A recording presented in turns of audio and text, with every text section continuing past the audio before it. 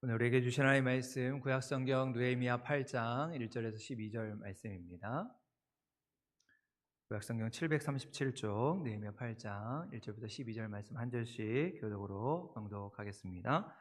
이스라엘 자손이 자기들의 성읍에 거주하였더니 일곱째 달에 이르러 모든 백성이 일제히 수문 앞 광장에 모여 학사 에스라에게 여호와께서 이스라엘에게 명령하신 모세의 율법 책을 가져오기를 청하매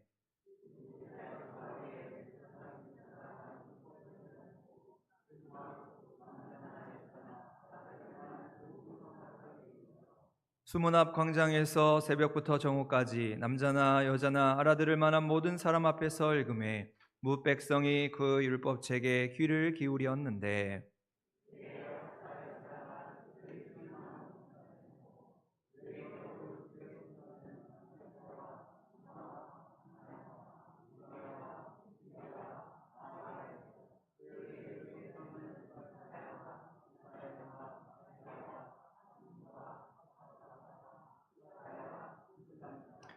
에스라가 모든 백성 위에 서서 그들 목전에 책을 펴니 책을 펼 때에 모든 백성이 일어서니라.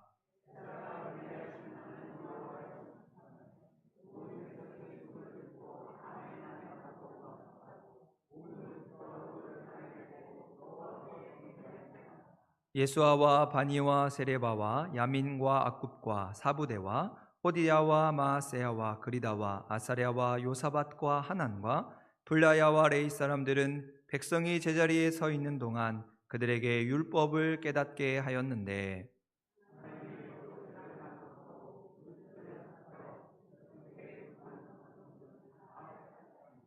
백성이 율법의 말씀을 듣고 다 우는지라. 총독 느헤미야와 제사장점 학사 에스라와 백성을 가르치는 레위 사람들이 모든 백성에게 이르기를 오늘은 너희 하나님 여호와의 성일이니 슬퍼하지 말며 울지 말라 하고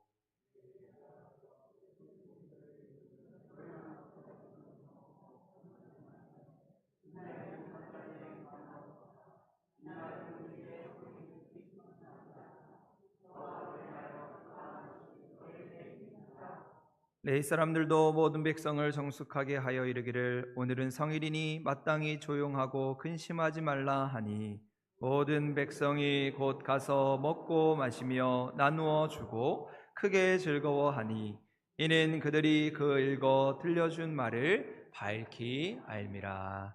아멘.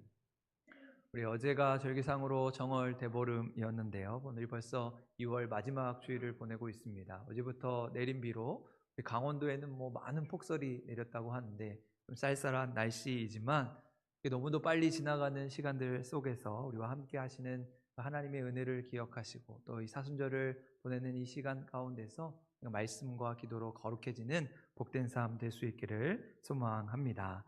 오늘은 사순절 두 번째 주일을 맞아서 지난주에 이어서 말씀으로 회복되는 삶이란 주제로 은혜를 나누어 보고자 합니다. 어느 날 나이가 지극히 드신 할아버지 한 분이 교회에 처음 나오시게 되었습니다. 그런데 교회에 와서 예배를 드려보니 이 예배를 드리는 시간 가장 힘든 것이 바로 이 설교 시간이었습니다. 왜냐하면 설교 시간이 길 뿐만 아니라 설교의 내용을, 이 성경의 내용을 잘 알지 못하니까 말씀을 들어도 무슨 말인지 잘 모르겠고 설교 말씀이 너무 어렵고 또 지루하게 느껴졌습니다. 근데 어느 주일에 이제 목사님이 설교를 하는 중에 성경 말씀이 진리입니다라고 아주 열정적으로 이 말씀의 중요성에 대해서 선포를 하셨습니다.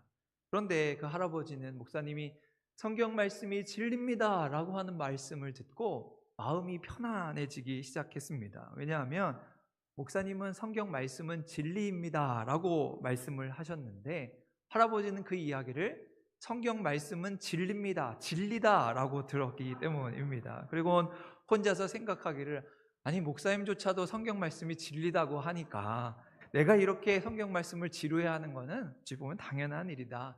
설교 시간에 나만 지루해하는 게 아니구나, 자기만 이렇게 힘든 것이 아니구나. 그때부터 좀 편안하게 말씀을 듣기 시작하니까 은혜를 받기 시작했습니다. 근데 어느 날 목사님께서 또다시 성경 말씀은 진리입니다 라고 말씀을 선포하시는데 이번에 할아버지 마음에 성경 말씀이 진리다 라고 들린 것이 아니라 성경 말씀이 찔립니다 라고 듣게 되었습니다. 어느 순간부터 하나님의 말씀을 들을 때 그 말씀이 깨달아지고 은혜가 되기 시작하는 것이죠. 그리고 그 말씀에 아멘으로 응답하면서 매주일 주시는 말씀으로 마음의 찔림을 얻고 하나님의 사랑을 느끼고 하나님의 뜻을 깨닫는 소중한 시간이 되었다는 것입니다. 여러분, 그렇다면 오늘 우리는 하나님의 말씀 앞에서 어떤 신앙의 자세로 말씀을 대하고 계십니까? 성경 말씀이 질리는 단계입니까? 아니면 성경 말씀이 우리의 마음을 찌르는 단계입니까? 아니면 성경 말씀에 아멘으로 화답하면서 그 진리의 말씀이 나를 변화시키고 하나님의 능력을 경험하는 단계이십니까? 여러분, 오늘 우리가 함께 읽은 본문 말씀은 이스라엘 백성들이 바벨론 포로에서 돌아와 성벽을 재건하고 난 뒤의 일을 말씀하고 있습니다. 느헤미야와 이스라엘 백성들은 52일 만에 성벽을 완성하고 나서 7월 1일 초막절 명절을 맞아서 수문 앞 광장에 모이게 되었습니다. 그리고 그들은 선지자 에스라를 초청해서 말씀 듣기를 요청하고 있는 것이죠. 그것이 오늘 우리가 읽었던 1절의 말씀인데요. 오늘 1절 말씀, 우리 자막 화면을 보시고, 우리 자막 화면이 매주 발전을 하고 있죠. 오늘은 조금 더 잘 보이실 텐데요. 우리 8장 1절 말씀 같이 한번 읽도록 하겠습니다. 시작. 이스라엘 자손이 자기들의 성읍에 거주하였더니 일곱째 달에 이르러 모든 백성이 일제히 수문 앞 광장에 모여 학사 에스라에게 여호와께서 이스라엘에게 명령하신 모세의 율법책을 가져오기를 청하매 라고 말씀하고 있습니다. 이스라엘 백성들은 성전을 재건하고 이제 성벽을 완성하고 나서 에스라 선지자를 통해서 하나님의 말씀을 청하여 듣게 됩니다. 비록 성전을 재건하고 성벽을 중건하는 아주 그런 외적인 일도 참 중요했지만 그와 더불어 그들의 심령을 새롭게 하는 그 영적인 부흥을 일으키는 일이 무엇보다 중요하였기 때문이지요. 그저 육신적인 문제가 해결되었다고 다 잘된 것이 아님을 다시 한번 기억하면서 그들의 영적인 문제, 영혼의 문제를 들고 하나님 앞에, 하나님의 말씀 앞에 서게 된 것을 보게 됩니다. 그래서 오늘 1절 말씀에 보면 그들은 수문 앞 광장에 일제히 모였다고 말씀합니다.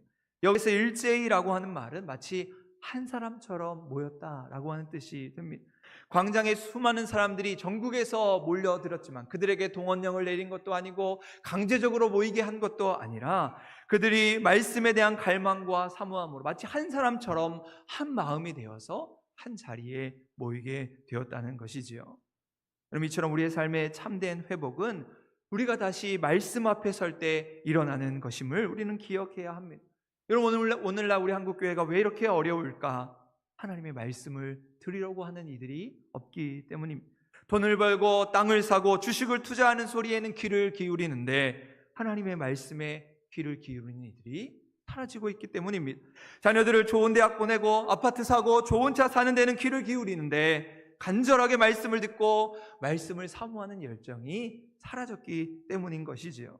그러면서 오늘 느헤미야 8장의 말씀은 수문 앞 광장에 모였던 이스라엘 백성들이 하나님의 말씀을 들을 때 얼마나 놀라운 집중력을 가지고 하나님의 말씀을 경청했는가를 보여주고 있습니다. 그것이 오늘 8장 3절의 말씀인데요. 우리 3절 말씀도 화면을 보시고 한 번 더 같이 한번 읽겠습니다. 시작.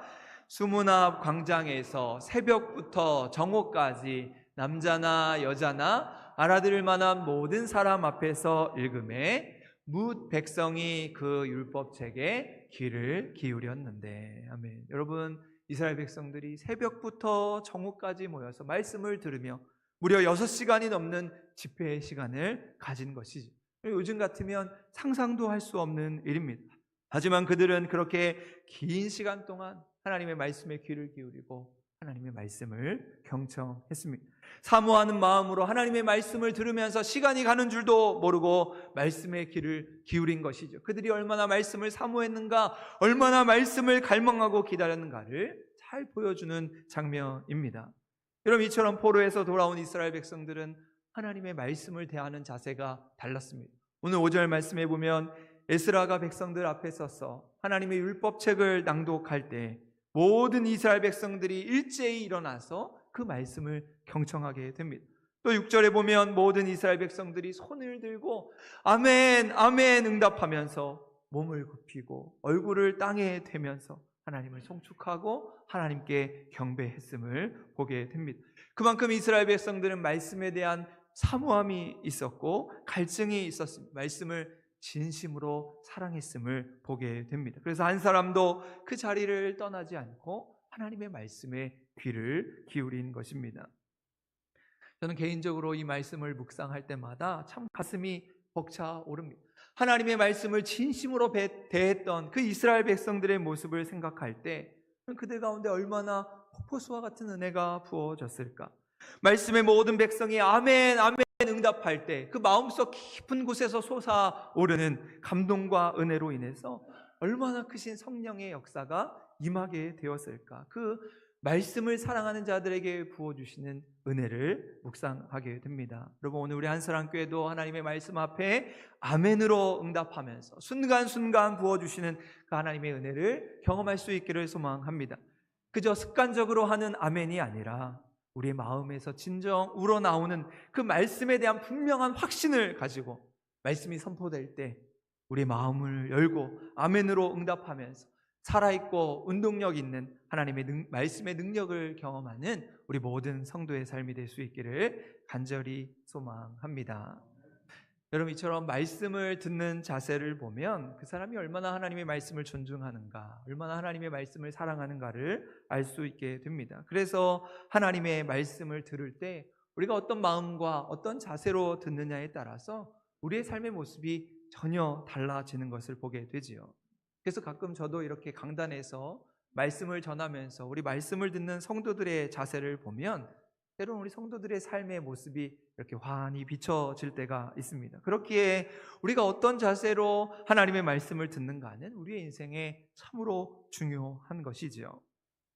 사도행전 2장에 보면 베드로가 군중을 향해 설교할 때 그 말씀을 들었던 사람들의 반응을 소개합니다. 그것이 사도행전 2장 37절의 말씀인데요. 그들이 이 말을 듣고 마음에 찔려 베드로와 다른 사도들에게 물어 이르되 형제들아 우리가 어찌할꼬 하거늘 말씀하고 있습니다.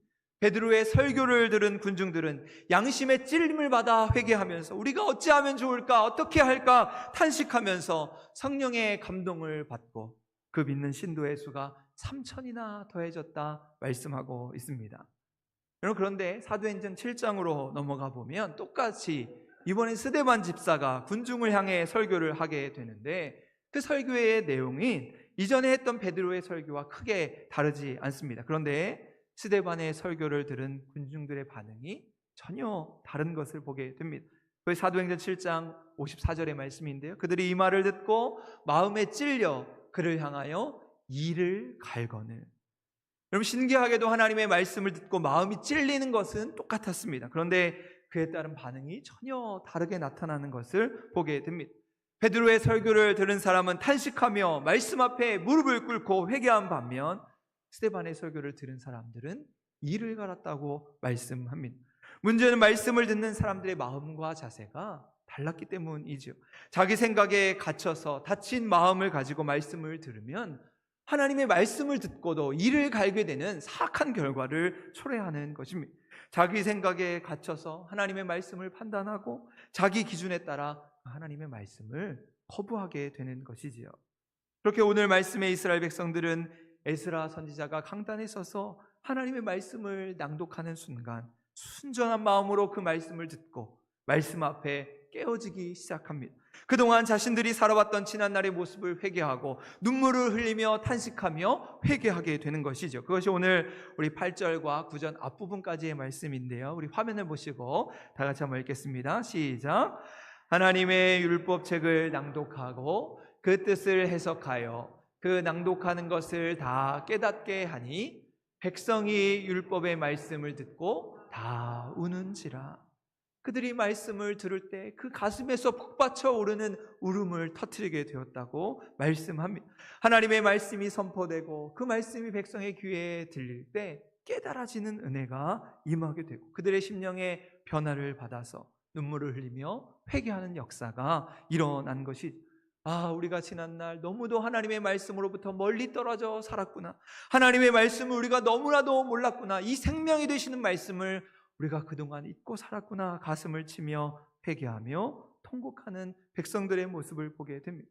당장 성벽을 재건해서 너무나 큰 기쁨과 감격이 있지만 그 하나님의 말씀 앞에 드러난 자신들의 허물과 죄악의 모습을 보면서 자신들의 죄로 인해 저 성벽이 무너지고 예루살렘 성이 불타고 나라가 망하게 되었음을 회개하고 있는 것이죠. 그리고 그 회개의 눈물은 죄로 인해 무너진 이스라엘 백성들의 마음을 다시 한번 새롭게 하고 다시 한번 믿음의 성벽을 쌓으며 이스라엘 신앙 공동체를 재건하게 됩니다.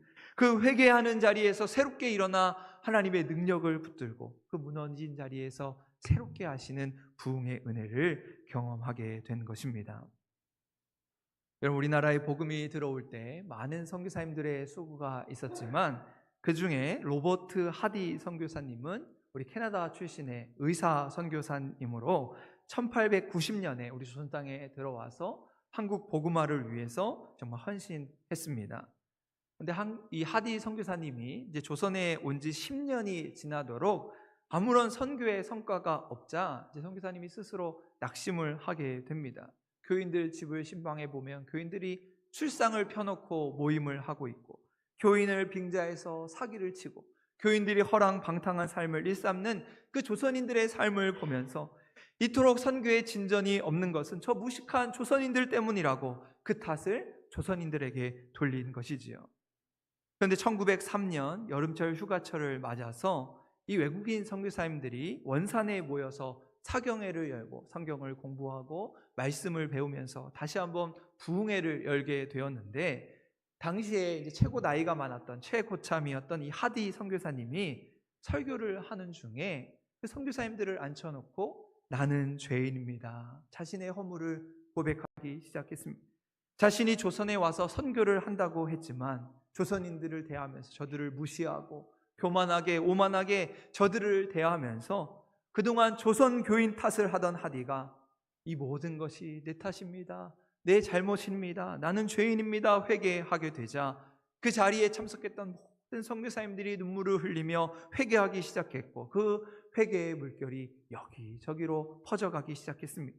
그리고 그 성령의 불길이 서울과 개성으로 평양 땅에 영향을 미치게 되었고 이 원산 지역에서 일어났던 부흥운동이 1907년 평양 대부흥운동으로 이어지게 되었습니다. 여러분, 이처럼 하나님을 진심으로 사랑하는 마음으로 말씀 앞에 나올 때 이런 삶의 놀라운 변화가 일어나는 것이 말씀을 읽고 말씀을 들으며 말씀을 사랑할 때 오늘 우리의 삶에 일어나는 하나님의 놀라운 부흥의 역사를 경험하게 되는 것입니다. 여러분, 이처럼 우리나라 선교의 역사는 말씀의 능력으로 시작되었음을 보게 됩니다. 특별히 한국 선교를 위해 최초의 개신교 순교자가 되었던 토마스 선교사님의 이야기는 다시 들어도 큰 감동이 됩니다. 1866년 흥성대원군의 병임 박해로 인해 수많은 가톨릭 신자들이 절두산에서 목베임을 당하는 그 순간에 그럼에도 불구하고 누군가는 저 조선 땅에 들어가서 선교의 문을 열어야 한다, 그 사명을 가지고 토마스 선교사님은 그해 8월 제너럴 셔먼호의 몸을 심고 대동강 여울목에 정박을 하게 됩니다. 그런데 조선군의 공격을 받아서 그 배는 침몰하게 되었고 조선군은 헤엄쳐서 육지에 올라오는 사람들을 그 자리에서 참수시켜 버렸습니다. 그때 토마스 선교사님도 그 빠져가는 배에 더 이상 있을 수가 없어서 성경 몇 권을 가슴에 품고 강으로 뛰어내어 헤엄쳐 육지로 올라왔을 때 그 강변에 이른 선교사님은 조선군의 칼에 죽임을 당하게 되었습니다. 하지만 선교사님은 생의 마지막 순간에 그 죽음을 앞에 두고 자신에게 칼을 겨누고 있는 조선 병사를 위해 기도하셨고 그에게 하나님의 말씀, 이 성경을 건네주면서 그의 생을 마감하게 되었습니다. 그리고 토마스 선교사님을 칼로 베었던 병사는 당시에 죽어가던 토마스 선교사님의 마지막 모습을 이렇게 회상했습니다.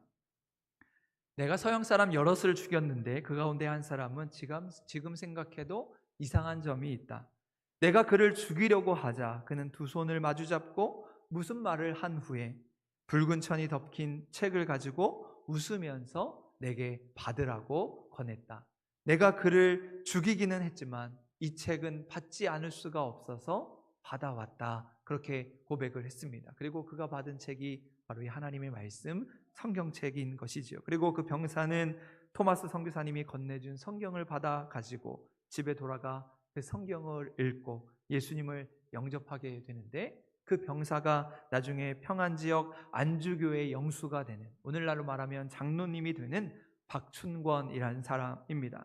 그렇게 박춘권은 토마스 선교사님이 주신 그 성경을 읽고 그 성경을 묵상하며 예수님을 영접하게 되었고, 그가 두었던, 그 집에 두었던 성경을 박춘권의 조카가 그 성경을 읽고, 그 조카도 예수를 믿고 난 후에 그 조카는 중국 선양으로 가서 그곳에서 존 노스 선교사님을 만나서 이 성경을 번역하는 일에 동참하게 되었습니다. 또 토마스 선교사님은 참수를 당하시기 전에 또 다른 사람에게도 성경 한 권을 건네게 되었는데, 당시 12살에 불과했던 최취량이 그것을 받아서 당시 평안 관리였던 박영식이라고 하는 사람에게 건네 주었습니다. 그럼 당시에는 종이나 책이 아주 귀한 시절이었기 때문에 박영식이라는 사람이 성경을 받아들고 이것이 뭔지도 모르고 단지 책이라는 이유로, 종이를 받았다는 이유로 너무 좋아했습니다. 그래서 그 성경을 한 장 한 장 찍어서 그 종이로 자기 방을 도배를 했습니다.